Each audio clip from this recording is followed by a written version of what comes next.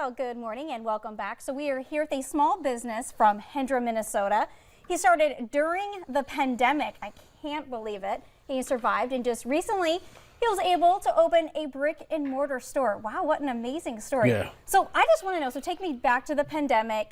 You're starting up your business. So January of 2020, I started making some candles. Actually, in December of 2019, I started making candles. I had been laid off from my previous job. So I said, well, give me something to do.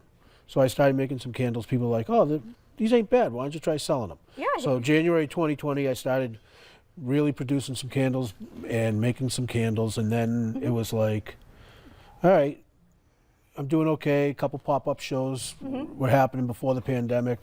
And I was like, okay, I'm doing very well here. And then all of a sudden COVID hit. And I'm like, Yes. now what do I do? How do I keep going here? I've invested this in my own money, no outside investments. I was like, I just don't know what I'm gonna do. So made it through 2020, then 2021 started, and I'm like, well, it's got to get better. Right. And it did. The pop-up shows were happening some more. And then I started doing some more drop shipping with outside companies. And then I got into the wholesale market, which is what took off really fast. And now, last year, I produced somewhere in the neighborhood of 10 to 12,000 candles. Wow. Last year. And all handmade? All handmade. Oh, So I started out using a traditional hot plate, a double melter. So it was a pot of water with a tin of wax in there, and it was hand poured. Each candle was done that way. I'm now using 45-pound wax melters. Holy cow. That's pretty big. And I just got done doing a contract in Northwest Minnesota for a company in Bemidji, and I'm in the process of signing a company in Eastern Minnesota. That's amazing. Well, what kind of wax do you use with your candles? This is 100% soy wax. It smells beautiful, by the way. So the soy is grown in Minnesota and North Dakota region. It is then shipped by train. And I love that because you're supporting, farmers right here in Minnesota. So it's great. So then it gets shipped to Indiana, where it gets processed into the wax, and then my suppliers in North Carolina. Fragrances are all homemade fragrances. No chemicals, dyes, or perfumes in any of these fragrances. I have I love never, that. you know what's interesting? As a woman, I feel like I've smelled thousands of candles. I've never smelled this scent, which is, so this is fig rhubarb, but it is so heavenly. It's kind of like a very heavenly, summery musk, but in a very chill, kind of comfortable way. Yes.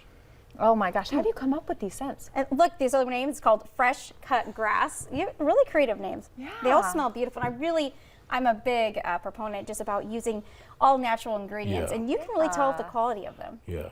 The biggest seller candle right now is the fresh coffee. If you love coffee. Yeah, I know, I'll we're let both. you go. No, get it go first. ahead. I do love That's how I start my coffee. mornings every day. You got to have It that does- fresh oh, breath you know of what? It coffee. smells like espresso.